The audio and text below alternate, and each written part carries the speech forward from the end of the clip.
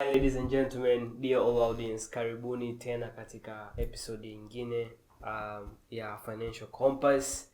Na leo tunaletea something very interesting, something very exclusive, na hiyo ni airline industry ambayo tutagusia sana katika East Africa wise, airline industry performance. Tuangalia Kenya sana na Tanzania sana. Lakini kabla ya yote, ningependa kumwalika my partner here, Isaac Luboje. Isaac Luboje, unaweza kujitambulisha kidogo kuhusu wewe? Yeah, I think umeshanitambulisha. Yeah. Lakini just to emphasize, or just to introduce myself, my name is Isaac Luboje and I'm part of the Financial Compass team. Yeah, so I've been in this this platform from day one, and as we said and as we continue to say ni kwamba we're trying to give knowledge to people ili waweze kuelewa concepts tofauti kwenye upande wa finance, economy, and the general economic outlook here, the world, na pia analyzing subsectors of economy tofauti. Now what Edgar said, today we're going to take a look at the aviation industry, specifically masuala airlines. Kwa hiyo there's turbulence in the skies. Airlines are not doing well. So we're going to explore that today, and we're going to give you an in-depth analysis on what to expect and where we're going in terms of the whole airline industry. So kama wengi hamjui airline industry ni nini? Airline industry tu ni sekta ya biashara za ndege au ni uchumi wa ndege tunaweza kuita. Ukisikia Fly Emirates, Qatar Airways, Air Tanzania, Kenya Airways, that's what we actually mean. Sasa kuna major players ambao the direct players wa Airways, au pia kuna handlers kama Swissport ambao ukienda pale JK Nyerere Airport ukutana nao, na other players wengine ambao wanasema katika DHL ambao wanafanya mambo ya logistic, lakini they're pretty much players katika airline industry. So tutaanza from the top kabisa, tutaangalia katika global level what's happening na hii airline industry, alafu tutaangalia the turbulence happening and what different countries they're doing to combat hii issue ya airline turbulence. After trickle down to Africa, tashuka all the way to Tanzania, and then to conclude from there. Now kama mnavyojua wengi sasa hivi tuko katika COVID economy, and COVID economy, there's so many people at home right now because of lockdown measures ambazo zimechukuliwa na different jurisdiction. So it has a huge direct impact katika economy ya airline. Kama mko mjui, ndugu watazamaji na wasikilizaji, ni kwamba airline industry kwa mwaka 2019, that's pre-COVID, iliingiza $800 billion. $800 billion. Now imagine $800 billion kwa leo revenue zao 2020 wametengeneza how much? Na ilishuka for almost 60%. 60% of the revenues za airline industry, the total industry, zilishuka by 60%. And the airline industry, they made $315 billion loss. Sawa, walitengeneza bilioni 315 loss katika uendeshaji wao. Na hizi zote data tumezipata kutoka IATA. This is an international aviation travel agency, kitu kama iko, but like the leaders and the institution ambayo inaangalia the overall airline industry. So toka kwenye COVID economy na hizi airlines zinafanya vibaya sana. Mtu anaweza kujiuliza kuna correlation gani eti, Yeah. Yeah, lakini unajua kwanza let's go down to the basics. Airlines, our aviation is a transportation, just like any type of transportation. Yeah. Any movement of goods and people from one place to another. The only difference kati ya aviation au airlines transportation na ground transportation au mabasi ni kwamba mabasi yanatembea kwa chini, airlines zinatembea kwa juu. Yeah. Kwa hiyo, and the good thing is that airlines zina save a tremendous amount of time for people traveling from point A to point B. Compared to buses. Kwa mfano, if you take a bus here mpaka South Africa, it takes you average of 3 days. Sasa lakini ukichukua ndege, it takes you not less than what? 3 hours, 4 hours. South Africa. It saves a lot of time. And then pia inasaidia sana movements of good. Kwa hiyo imekuja corona. What has corona done? Corona is a public health crisis. Governments have shut down their economies. People are no longer moving from one place to another. Umeona? Na inasababisha kwamba okay, kama mtu asafiri kutoka point A point B na 100% za revenue ambazo zinatokana na usafirishaji wa watu na bidhaa kutoka point A na point B, zile ndege zinakuwa zi operators, zinakuwa zinaingiza hasara kwa sababu people wasafiri, watu waendi for tourism.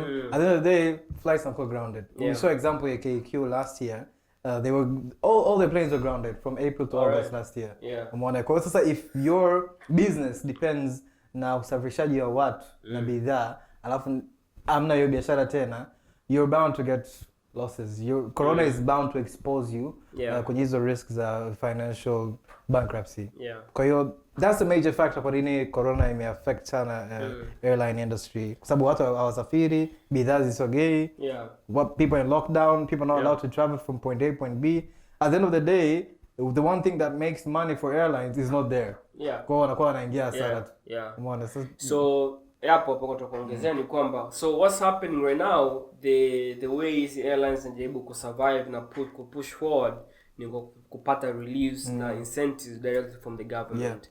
Any airline ambayo is a commercial airline iko katika highest risk ya go bankrupt because this industry is not played fairly in terms of competition. Nakuta kwamba there's some airlines which are being operated under the central governments. Kwa wanakuwa wanapata zile reliefs directly au pia mtu anapata bailouts. Kwa hiyo unakuta on commercial sense hizi other airlines kama let's say JetBlue au unaweza kusema hata sema nani Tanzania hapa tuna nani Precision, it's not a fair game for them because they can't compete with easy sovereign owned airways. So kafuna Air Tanzania au Kenya Airways na labda sema inaitwa Ethiopia Airways.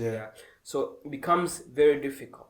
So mwisho siku tukaamua kuwaletea analysis ya bankruptcy analysis au indicator inayotumika inaitwa Altman Z-score.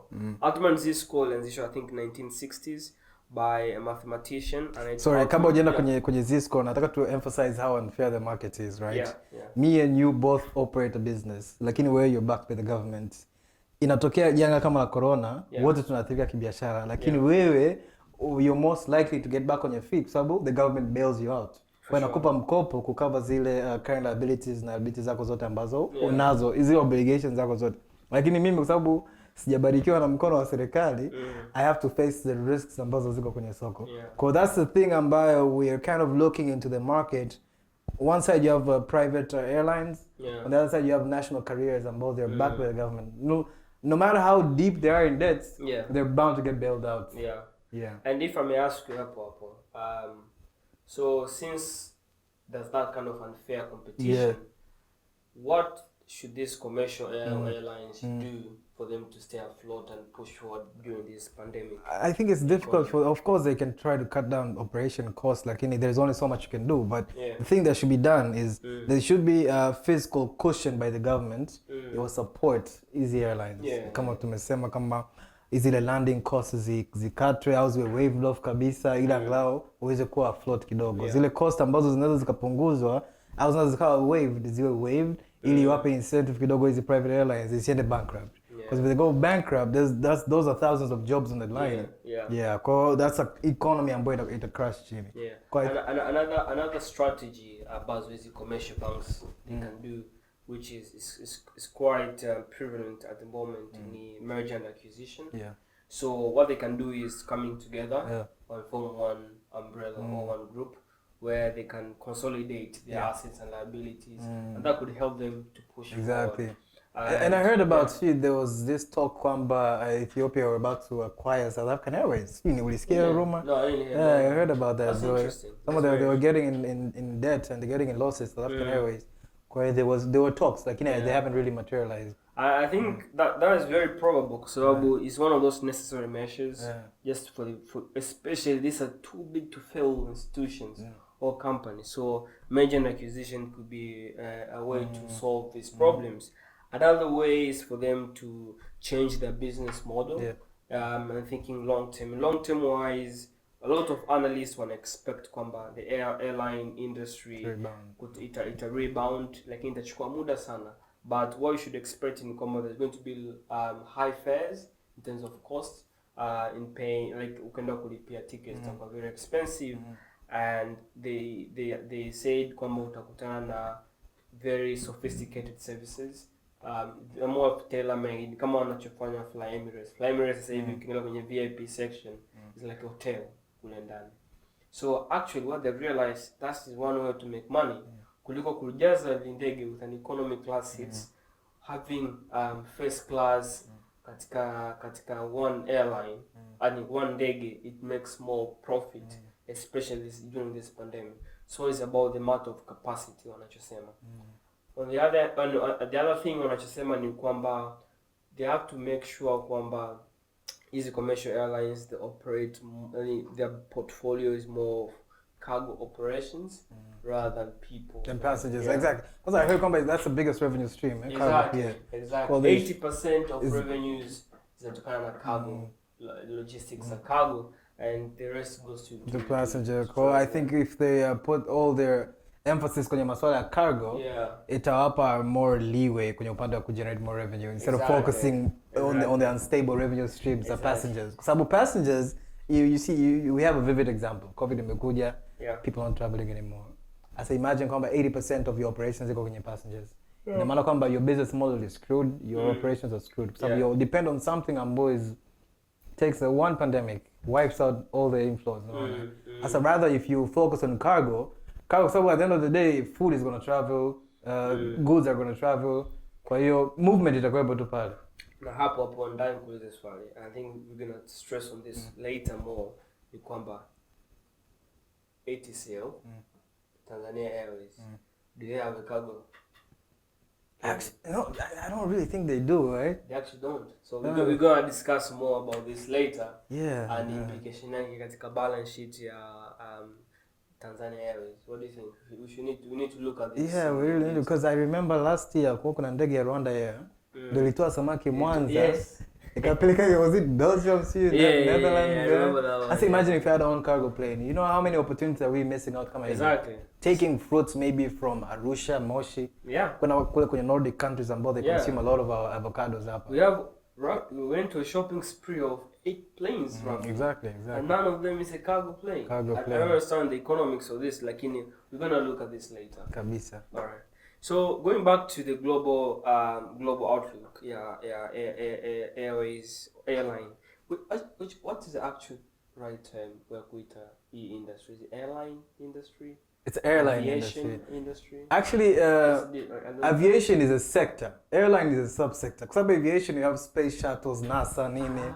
As airlines, there's subsector aviation. All right. It's very complicated. All right. Okay. Yeah, you're right. It's very complicated. It's the interchange of words there. Okay, so I need the airline. Airline. So. Hata kwenye airline industries zimegawanyika pia. I think there's kuna private operators, kuna national operators. National operators kama ndio ATCL, KQ, Rwandair, Ethiopian Air. Then you have these regional operators. By the way, I mean, since these are like it's actual fact, these are loss-making businesses. But why do countries still... They have an appetite. They're so addicted. Is it be more about pride? Competition in the region. Who has the most share kwenye airline industry kwenye region? I think that's about it. So they're trying to revive the airlines to capture ile dominance kwenye region. But we're catching dominance for what? But to make money, to make revenues, or what are the economics? Because the economics of it don't make any sense. Exactly. So economics tutaangalia baadaye, especially case today tutakuwa based on Kenya Airways and then more pia katika Precision and Tanzania ATCL. And it's going back to the global outlook. So many countries, so many is nationally owned airways, they've been bailed out. And then I mentioned hapa South America, they're like 6 to 7. Kuna Colombia, largest airline, it filed for 1 billion bankruptcy loan, and Avianca inaitwa Okay, Avianca Holdings SA is awaiting for court approved $2 billion financing plan. Mexican President Lopez has ruled on the bail. Okay, there's so much going on. Katika is bailout, I say it's like the biggest story you can hear right now katika tabloids za uchumi. So bailout is necessary in this industry right now, especially pandemic COVID pandemic economy. So mwisho siku what we tend to see ni kwamba lately walitoa ripoti wanaitwa Boeing and Airbus. These are the largest manufacturers of ndege. So walisema 12% of their orders have been cancelled. 12% of the orders. Meaning kwamba kwenye orders zao inakuwa delivered maybe next year because ndege inachukua muda kutengenezwa. Most of those have been cancelled. Kwa hiyo ime carry a lot of burden katika Airbus na Boeing balance sheets. So just imagine you're a Boeing CEO and you are, first of all, 737 ilipata explosion a few years ago. Ika-taint reputation ya kampuni. And then now comes pandemic, you have orders being cancelled. Unabaki na mandege ambayo amefika nusu katika skeleton level, and then you just keep them on the warehouse. It's costing pile up. Exactly. It's chaotic kwa kweli katika. I think it also affects the share price the company like your airplane manufacturers kama Boeing. So over the long term people are not really confident, investors are not confident in investing in airplane making companies kama Boeing. I think it really affect the value of the company as well. So what's the strategy? What's the way forward kwenye kwa mfano kwenye hizi companies like Boeing? All right. So I haven't done much research, but I'll try my best kwenye like my intuition of understanding businesses, especially the airways. First of all is for them kama unavyosema cutting costs, operation costs. But how far can you cut? They tend to chop out wages, and the other thing they'll tend to do is to I don't know what they can do, man, right now. It's difficult. I don't know, it's really difficult. And the other thing is, there's a primary market for easy airline, is Ndege. After there's a secondary market as Ndege, meaning kwamba zile used Ndeges. So many companies are going bankrupt. They have a lot of assets they need to liquidate. They want to dispose. So ni kama second-hand cars. Sindio? So for Boeing, they don't have much for them to produce to sell float kwa sababu there's so much secondary planes in the market at a cheaper price. And they're still, you get them at a discount, and they're still perfect in a perfect condition. So I don't know what to say, man. Like it's a very tricky. I think the only way is for ile confidence kurudi kwamba people traveling now, vaccine works. That's the only way. But do you think people travel come back to normal? Well, it will. However, it's going to take a long time, and this only depends on whether or not a vaccine will continue working as it is in some countries. Aren't you worried with this demographic shifts and technology shifts? Is the alternatives? Because and I was just talking to a friend earlier. They usually have easy trainings that they do in other countries. Courses that they used to go for trainings in South Africa. I think like twice every quarter. Lakini because of the corona pandemic, they have to do in-house training, and they do it through Zoom, Skype. Because they came to realize they were saving a lot of money through doing easy in-house trainings through Zoom and Skype. Kwa hiyo hata CEO wao baadaye akawaambia kwamba there is no need actually when the pandemic is over for them to be traveling and doing training. They can actually do training wapi hapa ndani. I think that also will affect the airline industries in the long term. So we imagine how many companies want to opt for this new change in strategy. Instead of going to let's say France, going to Netherlands for training, fire training up through Skype and Zoom. Same content you're getting. You're saving a tremendous amount of cost that you could have incurred traveling abroad. Exactly. So the corporate market it affected some of the airline industry big time. And as I said earlier, the first class section makes more money than the economy section for these Ndeges. So what will happen is you don't have those first class clients, pretty much You're screwed. You're screwed, yeah. Things are getting worse, man. Day to day. So yeah, going back to ile issue tuko naongelea kuhusu bankruptcy at a global scale. So we decided to bring we started to use Altman's score to predict bankruptcies easy airlines, and we came up with a very interesting list of companies, and number 2 was actually a Tanzanian company, and that was Precision Air. So you might ask, what is Altman's score na inatumia vitu gani? So Altman's score pretty much inaangalia liquidity ya company, profitability ya company, solvency ya company, and the recent financial performance ya company. Because also those are the factors that they use to come down kwenye hiyo conclusion kwamba okay, which ones are more risky in getting bankrupt. Yeah. So katika kuna ile indicating level kwamba at 1.8 anything below 1.8 is high risk company to go bankrupt. Now anything above that, especially anything above 3 is a very strong solid company. So most of companies they scored below 1.8. Na funny enough, lakini sad enough ni kwamba most of these companies scored negative katika hiyo Altman's score. And remember, Altman's score, it has 80% to 90% accuracy. Meaning kwamba katika list tutakayoitoa hizi companies, there's a huge percent asilimia 80 hizi companies ta go bust. Otherwise maybe other tunaweza externalities tokee, kwa mfano maybe serikali kind of like put massive bailout, and I think katika normal we're talking about efficient market. Now Altman's score is used katika efficient market theory. So in that manner, so we have a list of companies ambazo tunakuletea sasa hivi. Ya kwanza ni Pakistan wamescore, I think I have to check on that one. Wamescore roughly -6. Yeah, Altman's score. That's very bad. And then you have Precision Air, it scored -4. And then you have Azul in Brazilian Airways, it's -2. And then you have Modivo Airlines, and then you have Air Asia in Indonesia, and then you have Thai Airways and Gulf Lihanes, and the Grupo Air Mexico. So isn't like a list of 5 to 7 airways ambazo tumeambia kwamba they have scored poorly katika Altman's score. Sasa basi, on that manner, we're going to trickle down to Africa. Now, because Precision Airways, it just rose eyebrows at zote kwamba like, what the hell is going on? Why is it second bottom on the list?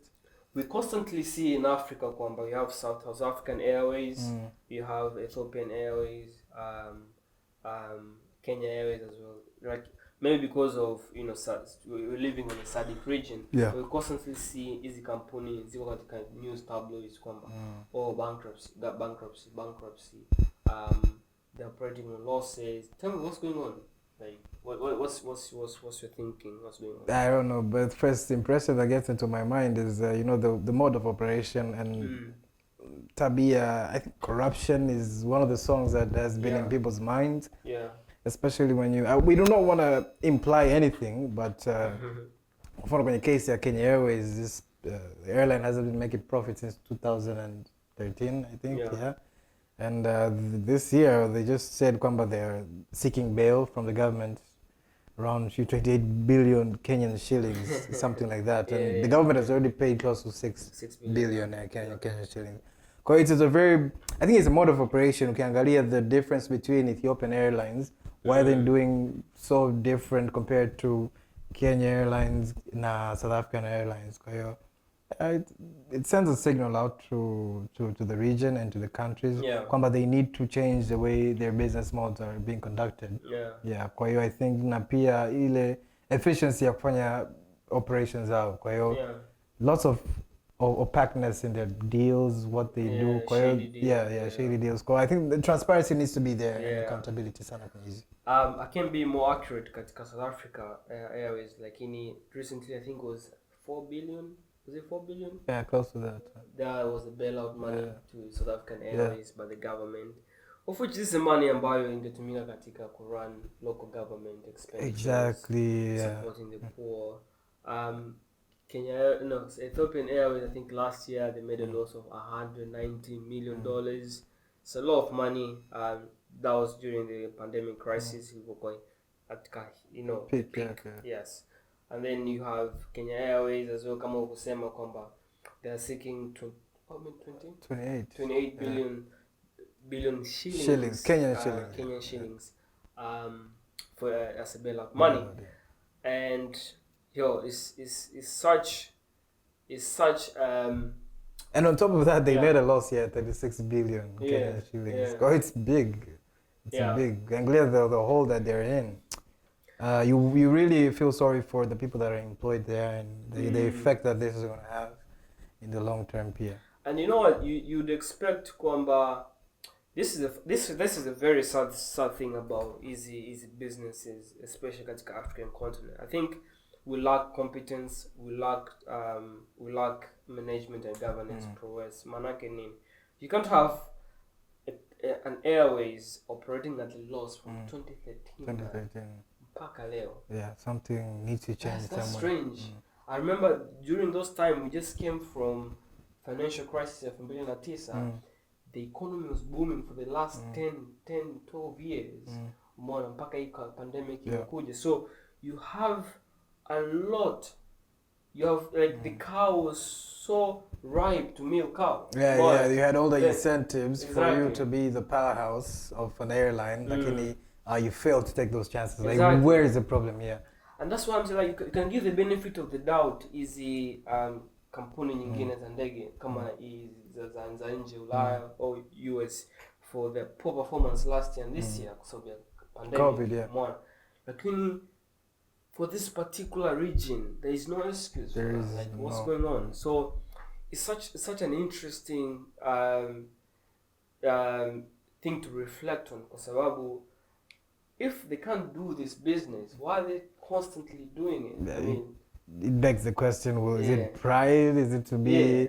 Is it to be the mammoth of East African region? I mean, it's very difficult to put a pin to it. Like, why are they so obsessed? And actually, IATA walisema kwamba I think it was in January. Walisema most airlines they've left with 8 months of cash to burn.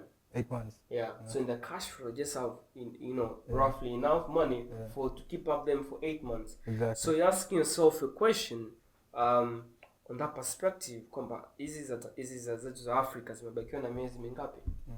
Because it's like they make mistakes, then the government's going to bail them out, and things will just go back to normal.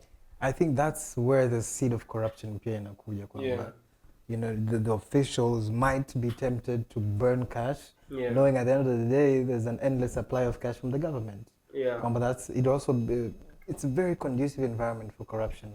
Kwenye hizi government and government-owned airlines come like KQ. We're not implying that there is any sort of corruption, but it creates an environment, perfect conducive environment for that. Kwa mfano, in terms of corruption, I would like to stress katika Kenya Airways KQ ni kwamba the model of operation in terms of financial operations company. So they have something called SPV vehicles ambazo zimeanzishwa. There's one called Samburu and the other one I can't remember.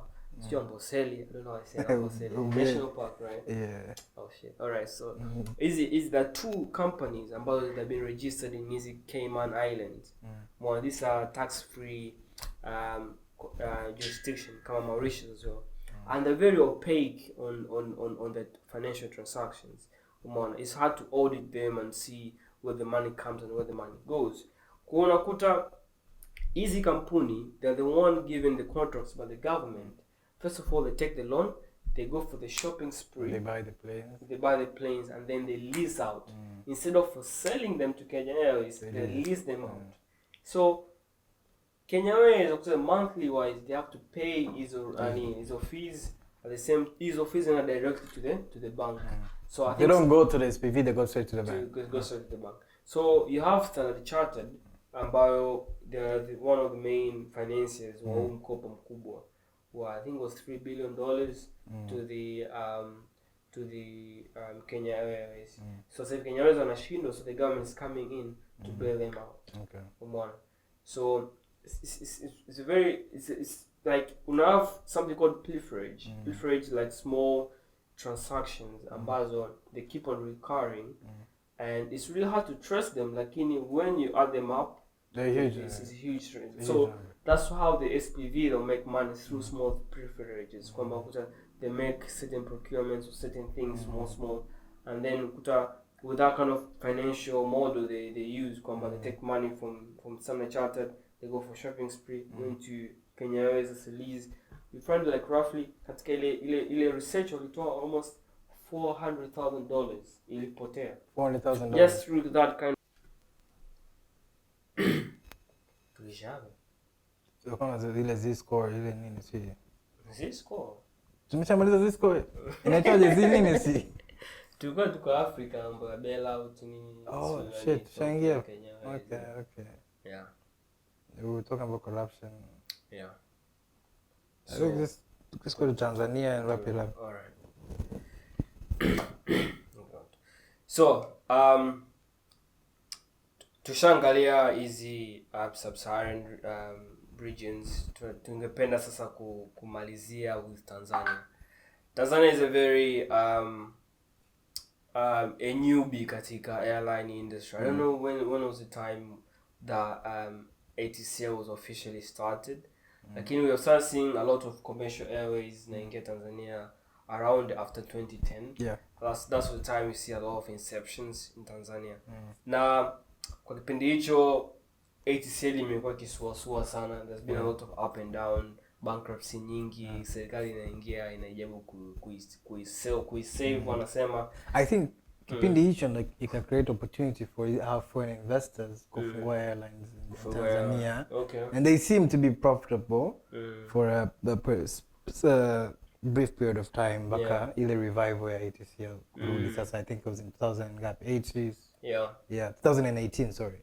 Yeah, and ndio ATCL ikawa revived by splashing of money to buy the 8 new planes, I think.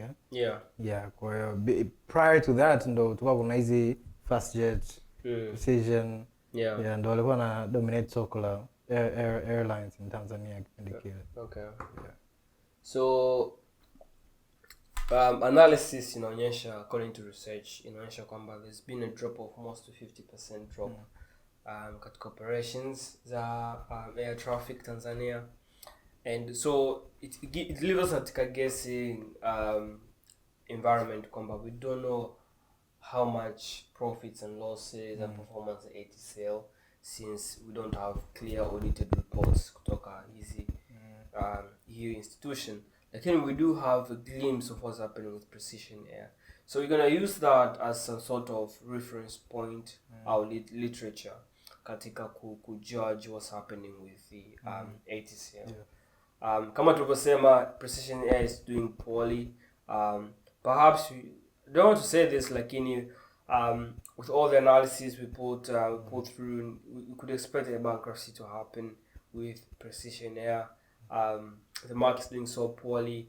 The price fares, they're so super expensive. On average, you're going to Kilimanjaro, Moshi from Dar es Salaam, you pay about 200k, man. Because it's very hard for them to compete in the market right now, especially kama kuna a cheaper alternative there.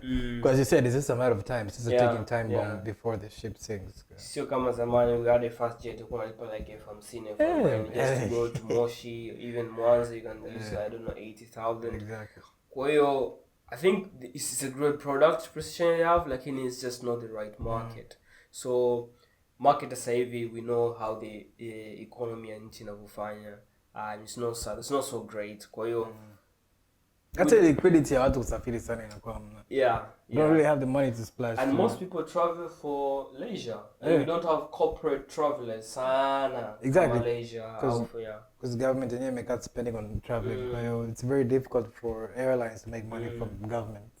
Now people are big spenders kipindi fulani. Exactly. Because it's easy for them to get those contracts. Exactly. So and that's a very interesting fact. Now, stakeholders, they've been crying out, and they asked the government to have special packages of reliefs and incentives towards airline. I don't want to keep on saying airways, man. Airways, it's confusing. Katika airline industry in Tanzania. wameomba things like handling fees ipunguzwe, service fees ipunguzwe, landing charges ipunguzwe. Kila ndege inavutwa na kupark airport they pay I think per kg they pay like $6. I think 1,000 kgs, I can't remember. I think 1 kg they pay $6.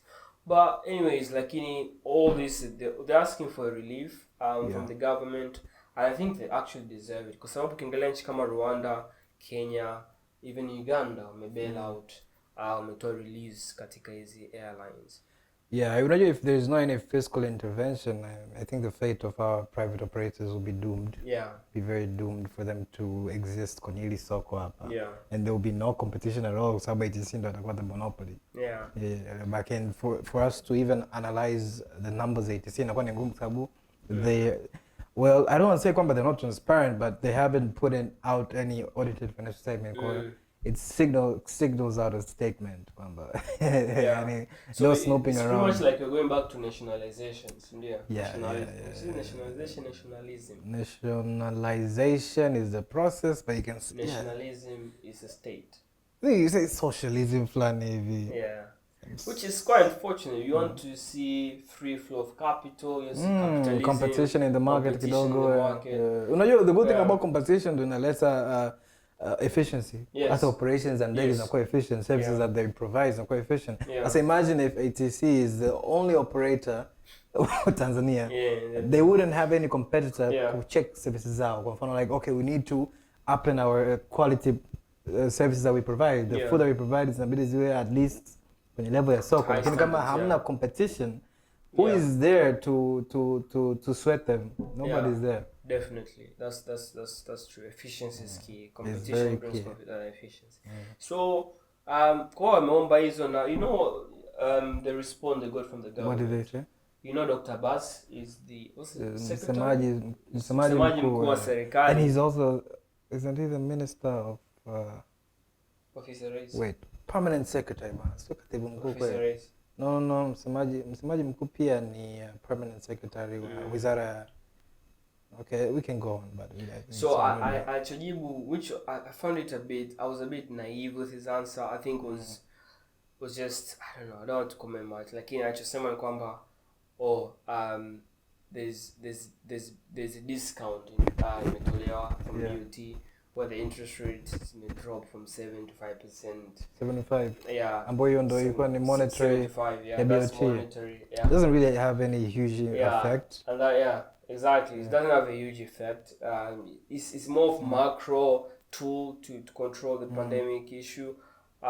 Lakini katika special relief towards his airline is nothing.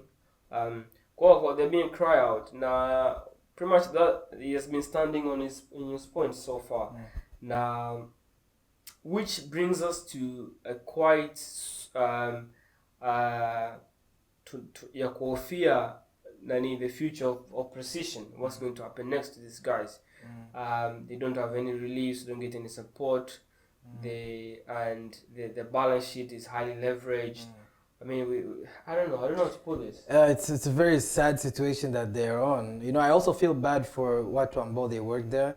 I also feel bad for people who have invested in their stock. Imagine if you put 10 million kwenye shares of Precision and then it's traded on DSC, right? It is. I'm trying to check right now what's the share price. As I said, you kind of feel bad for Precision Air, and it is traded right now. They haven't really said the share price.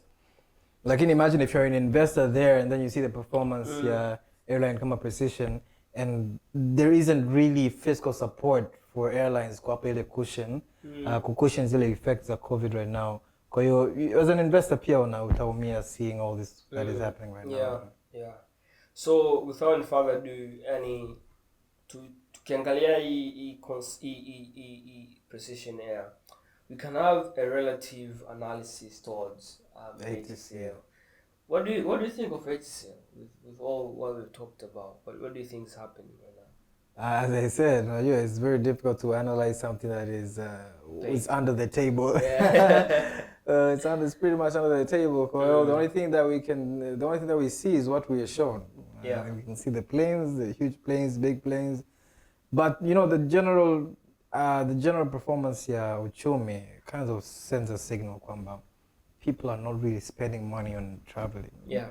Kwa hiyo for you to have a business of that magnitude, the current economic station that we're in, it isn't really the best ideas that you can do. Do you think they'll probably expose ATCL as a mistake they've made? Kwamba they have invested all of their airlines wamenunua their passenger rather than cargo. Yeah, I think it's also something that they need to reflect on their strategy, long-term strategy, because as data has shown, kwamba a huge chunk of revenue comes from cargo planes. I think if they invested a lot of their airplanes kwenye cargo, they would have had a diversified kidogo their operations. Because depending 100% on passenger planes, ambazo they get exposed kwenye conditions kama za COVID imekuja, people not traveling, you're gonna end up grounding your planes. I think they also need to look into that PR. Otherwise, the market for cargo will be taken by other regional carriers, kama Rwanda, kama Kenya Airways, Ethiopian Airways.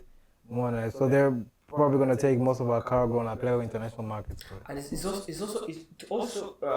so counterintuitive, when you talk about industrialization, economy, and then you don't have a cargo.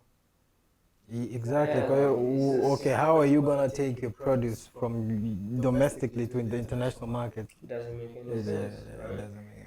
Anyways, guys, do you have anything to add? It's been a long discussion. Well, of course, there's still lots to talk about. I will probably have maybe a subsequent session, if there's any new development. Okay. So far, we've discussed a lot. I think you guys have seen the overview of the airline sector. There's airline, subsector. The sector is aviation. It's very confusing terminologies. I think we've seen a lot that's happening. The way COVID is affecting, the way these airlines are operating, our suggestions for their strategies in the long term. Kwa I think mtakuwa mmepata sio kidogo bali vitu vingi sana kwenye hizi dakika chache ambazo mmechukua kutusikiliza sisi. And also kama una swali lolote or any comment or recommendation point of view kuhusiana na hii topic, just tuambie. Comment any place katika social media spot uliopo, kama ni Instagram comment, if it's on Facebook or YouTube, just comment down below. We just want to hear your point of view, and it's really, really important to us. Yeah. So tumalize ndio. Yeah. So otherwise, it was such a fun, great session I had with Mr. Isaac here, and I hope I'll see you guys next time. And just keep your ears open. Anything, any topic might pop up from us, and it might help you one way or the other. So we still have a lot of amazing content for all of you guys. We need your support in viewing and listening to us. Thank you guys. Thank you guys, and have a blessed day and week. Cheers.